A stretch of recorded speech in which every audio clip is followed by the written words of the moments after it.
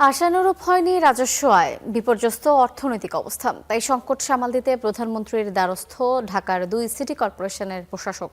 বৈঠকে তারা পেয়েছেন বর্জ্য ব্যবস্থাপনা, মশা নিয়ন্ত্রণ এবং শহরকে সবুজায়নের আওতায় আনার নির্দেশনা। পাশাপাশি রয়েছে আমিনবাজার ল্যান্ডফিল থেকে বিদ্যুৎ উৎপাদনের পরিকল্পনা। বিগত প্রশাসনের রেখে যাওয়া বিপর্যস্ত অর্থনীতি এখন ঢাকার 2 সিটির বড় চ্যালেঞ্জ। আশানুরূপ রাজস্ব না আসায় স্থবির উন্নয়নের চাকা। এর সুরাহা চেয়ে প্রধানমন্ত্রীর দ্বারস্থ 2 প্রশাসক। এ অবস্থায় পরিচ্ছন্নতা, সবুজায়ন ও মশা নিয়ন্ত্রণকে গুরুত্ব দিয়ে অর্থ বরাদ্দ চেয়েছে দক্ষিণ ঢাকার প্রশাসক।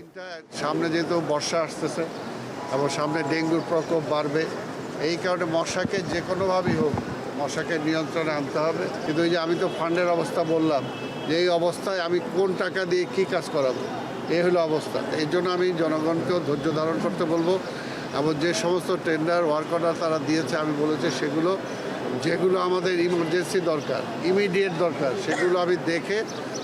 তাই এলো ইনোভার, যেন আপনি লাইফে থাকেন রেডি প্রতিদিন। Innova, designed for now. তারপরে সেগুলোর ব্যবস্থা নেব। এর আগে ঢালাওভাবে তারা যে সমস্ত ওয়ার্ক অর্ডার দিয়েছে সেটার ভিত্তিতে কাজ করলে সিটি কর্পোরেশন কলাপস করবে। উত্তর ঢাকার অবস্থা আরও বেগতিক। টাকা না থাকলেও হাজার কোটি টাকার কাজ অনুমোদন দিয়ে গেছেন আগের প্রশাসক। তাই কঠিন হচ্ছে মশা নিয়ন্ত্রণের কাজ। ফান্ড দিতে হবে, বিল দিতে হবে, আসলে কোনো টাকাই নেই। 25 কোটি টাকা আছে আয় ব্যয় এবং রাজস্ব থেকে রেভিনিউ সেকশন আমি কথা বলে যেটা জানতে পেরেছি, আমার ঢাকা উত্তর সিটি কর্পোরেশনের প্রতি মাসে স্যালারি আসে 13 কোটি টাকা। 13 কোটি টাকার থেকে থাকবে 12 কোটি।